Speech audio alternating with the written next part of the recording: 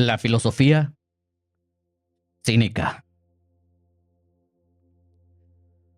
El cinismo se origina en las escuelas filosóficas de la antigua Grecia que afirman tener un linaje socrático. Sin embargo, llamar escuela a los cínicos plantea una dificultad para un grupo tan poco convencional y antiteórico. Sus principales intereses son pocos, pero conciben la ética más como una forma de vida que como una doctrina que necesita explicación. Como tal, la asquesis es una palabra griega que significa una especie de entrenamiento del yo o práctica. Es fundamental para ellos.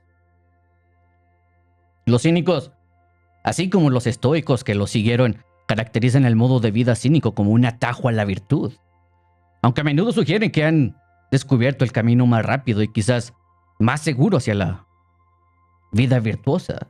Reconocen la dificultad de este camino.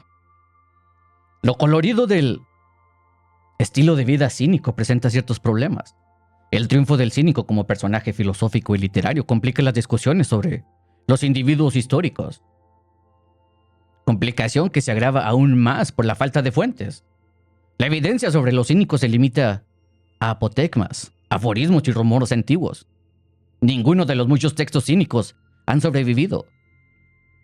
La tradición registra los principios del cinismo a través de sus vidas. Es a través de sus prácticas, las personalidades y las vidas que cultivaron que llegamos a conocer el etos cínico particular. El origen del nombre cínico, cúnicos, una palabra griega que significa parecido a un perro, es un punto de controversia. Dos historias en contraste se explican el origen del nombre utilizando la figura de Antístenes, a quien Diógenes Laercio identifica de manera controvertida como el cínico original, y sin embargo, una tercera explicación utiliza la figura de Diógenes de Sinope.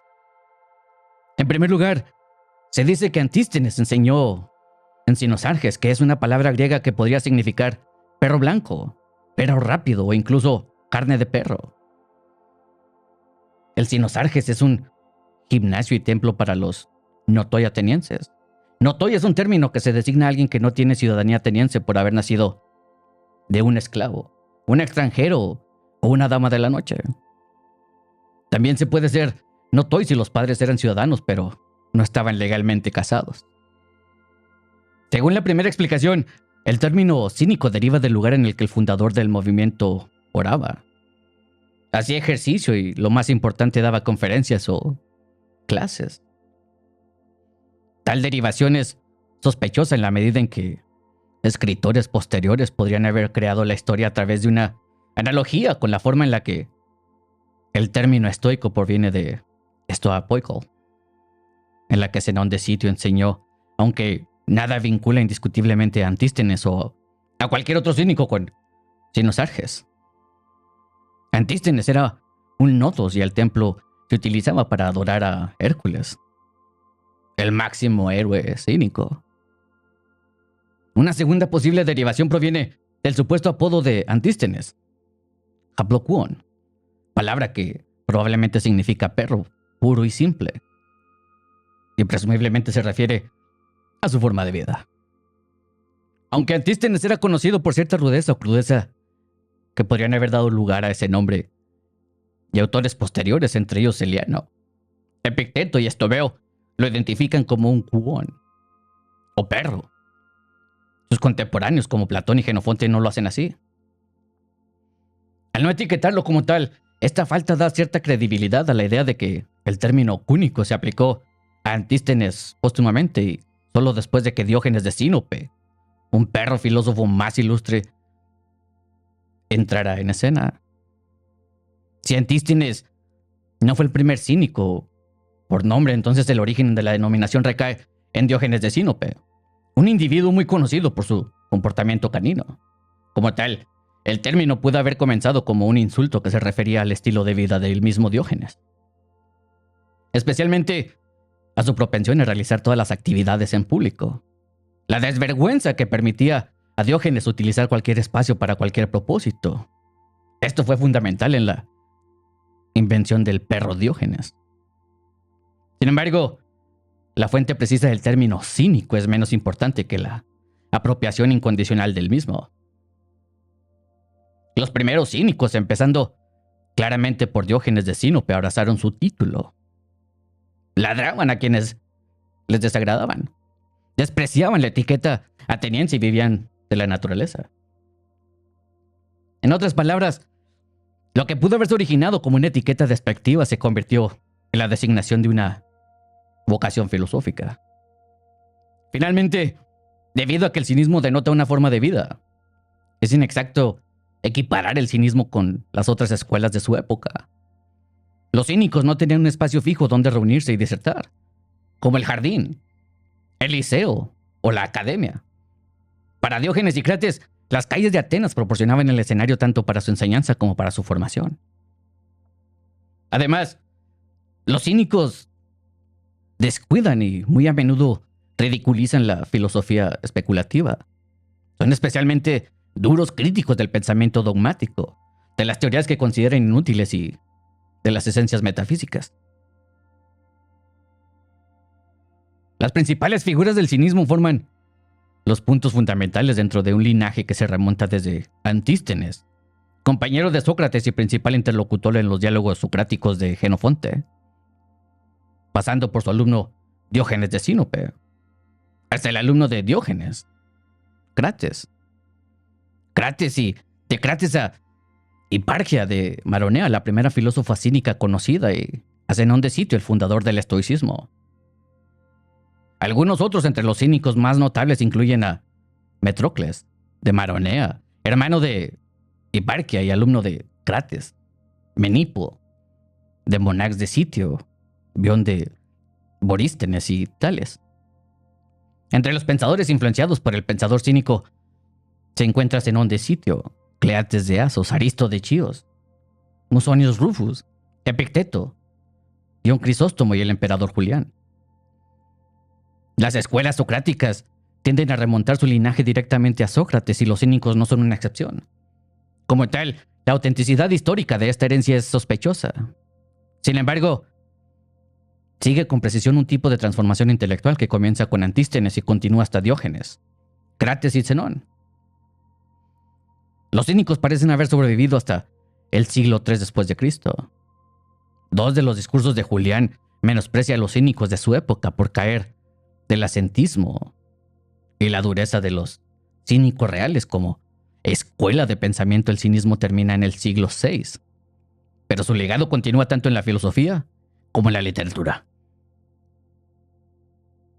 Lo más importante para comprender la concepción cínica de la ética es que la virtud es una vida vivida de acuerdo con la naturaleza. La naturaleza ofrece la indicación más clara de cómo vivir la buena vida. No se caracteriza por la razón, la autosuficiencia y la libertad. Sin embargo, las convenciones sociales pueden obstaculizar la buena vida al comprometer la libertad y establecer un código de conducta opuesto a la naturaleza y la razón. Las convenciones no son inherentemente malas, pero para el cínico las convenciones suelen ser absurdas y dignas de ridículo.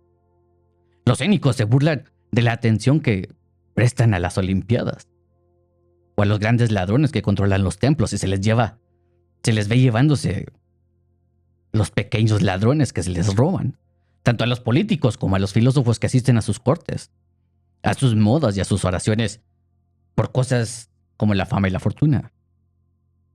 Solo una vez que uno se convierte y se ha liberado de las restricciones que impiden una vida ética puede decirse que uno es verdaderamente libre. Como tal, los cínicos defienden la ascesis o práctica sobre la teoría como medio para liberarse de las convenciones, promover la autosuficiencia y vivir de acuerdo con la naturaleza.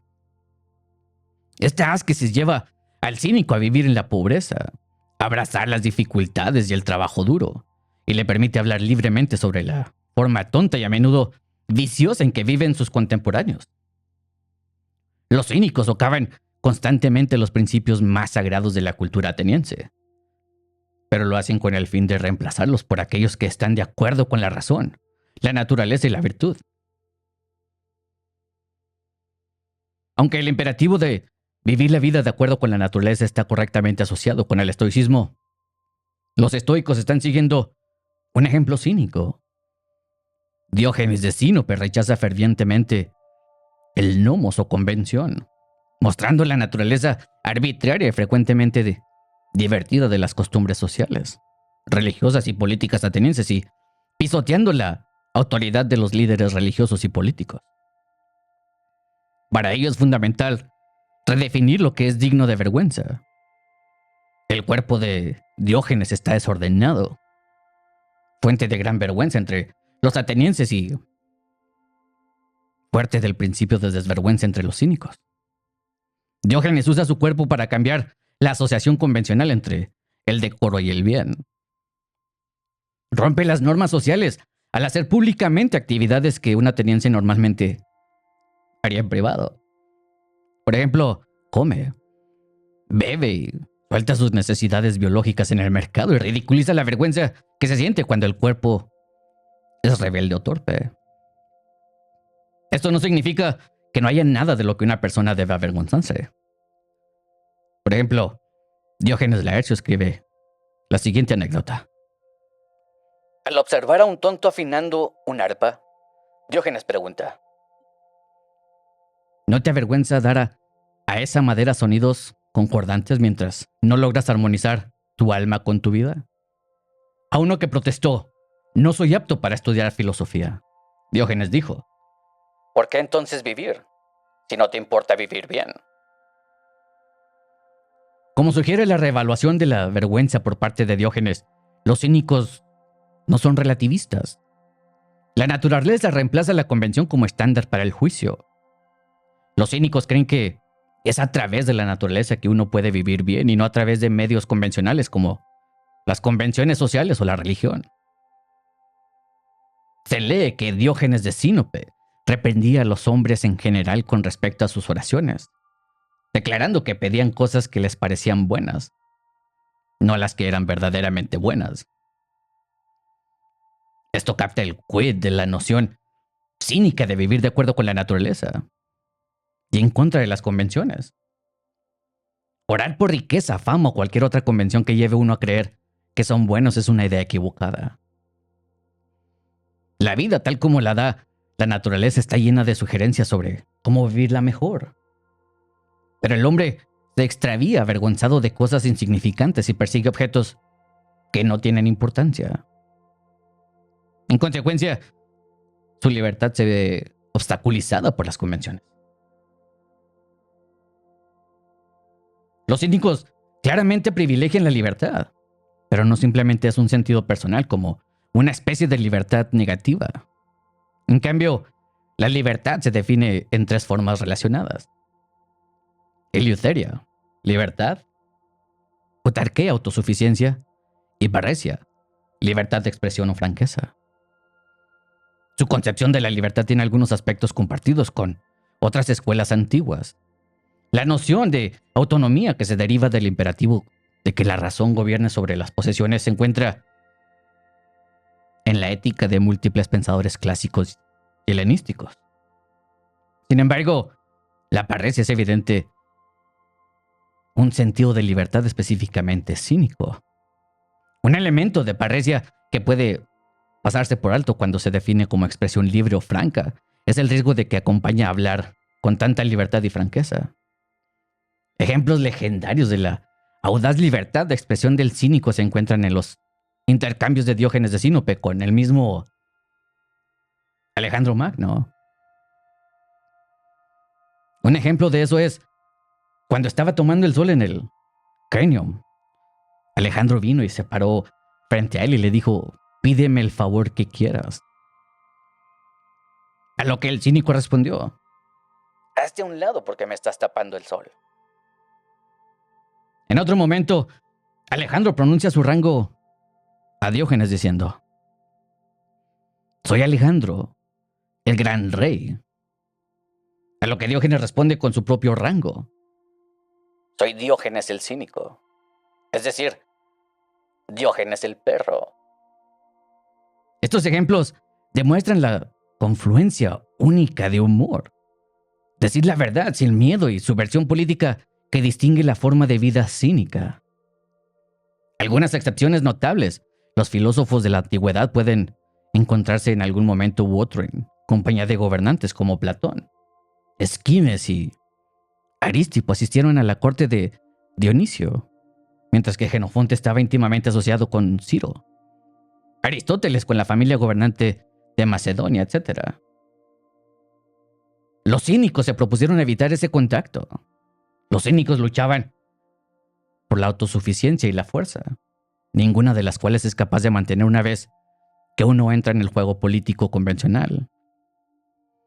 La vida de un filósofo empobrecido, pero virtuoso y autosuficiente, es preferible a la vida de un filósofo de la corte mimado. Diógenes Laercio escribe que Platón vio a Diógenes lavando lechugas. Se acercó a él y le dijo en voz baja: si hubieras cortejado a Dionisio, ahora no estarías lavando lechugas. Y Diógenes con igual calma le respondió: si hubieras lavado las lechugas, no habrías cortejado a Dionisio. La lección de este intercambio es clara. Mientras que Platón considera que pagar la corte libera a uno de la pobreza, el cínico se ve la pobreza como una liberación de tener que cortejar a un gobernante. Este segundo sentido de libertad, tan definido por los cínicos, comprende tanto la autosuficiencia como la libertad de decir la verdad, algo que la corte nunca se es libre de hacer. No sorprende que cuando se le preguntó ¿qué es la cosa más bella del mundo?, Diógenes respondió: parresia. Para vivir una vida cínica, uno tenía que estar acostumbrado a las diversas dificultades físicas que implicaba esa libertad. Esto requirió una vida de entrenamiento constante o ascesis. El término ascesis, definido como una especie de entrenamiento del yo, pero que también significa ejercicio o práctica, está formado del entrenamiento atlético. En lugar de entrenar el cuerpo por el bien de la victoria en los Juegos Olímpicos, en el campo de batalla o por la buena salud general, el cínico entrena el cuerpo con el bien, por el bien del alma. Los ejemplos de formación cínica son múltiples. Antístenes elogió el trabajo y las dificultades como bienes. Diógenes de Sinope caminaba descalzo sobre la nieve, abrazaba las frías estatuas y se revolcaba en la ardiente arena del verano. Crates de Tebas se deshace de su considerable riqueza para convertirse en cínico. La capacidad de vivir sin ninguno de los bienes que normalmente se confunden con las necesidades es liberadora y beneficiosa. Es también una lección difícil. Diógenes de Sinope solía decir que seguía el ejemplo de los formadores de coros, pero también ellos pusieron la nota un poco más alta para asegurarse de que el resto alcanzara la nota correcta. A los cínicos no siempre se les da crédito cuando se trata de la noción del cosmopolitismo, ya que el origen de este término a veces se le atribuye al estoicismo. Y esto es un tema que abordé extensamente en el episodio 86 del canal de Vida Estoica. Además, cuando se atribuye al cinismo, se caracteriza como un principio negativo que gana contenido solo una vez que trasplanta a la doctrina estoica. Sin embargo, el cosmopolitismo puede entenderse plenamente dentro de su contexto cínico. Se le toma como algo más que un oxímoron o una réplica concisa. Cuando se le preguntó de dónde era, Diógenes dijo: soy un ciudadano del mundo o un cosmopolita. En esta cita, Diógenes responde a una pregunta que le pide que indique su origen, con lo que parece ser un neologismo. Ser polites es pertenecer a una polis, ser miembro de una sociedad determinada con todos los beneficios y compromisos que dicha pertenencia conlleva. Al no responder con el esperado sínope, Diógenes está renunciando a su deber como para los sinopeos, así como a su derecho a recibir ayuda de ellos. Es importante señalar que Diógenes no dice que sea apolis, es decir, sin polis. Afirma lealtad al cosmos o el universo. Los cínicos entonces pusieron la noción de ciudadanía bajo una nueva luz. Para el varón griego de los periodos clásicos y helenísticos, la ciudadanía era de suma importancia. Las restricciones a la ciudadanía la convirtieron en un privilegio y estas exclusiones son, para los cínicos, absurdas. Bajo el cosmopolitismo, el cínico desafía la afiliación cívica de unos pocos abriendo el privilegio a todos. También se valoraba la afiliación nacional general y, por lo tanto, la respuesta cosmopolita de Diógenes es también un rechazo de las limitaciones de tal visión. Finalmente, el cosmopolitismo revisa la concepción tradicional de los deberes políticos de un individuo.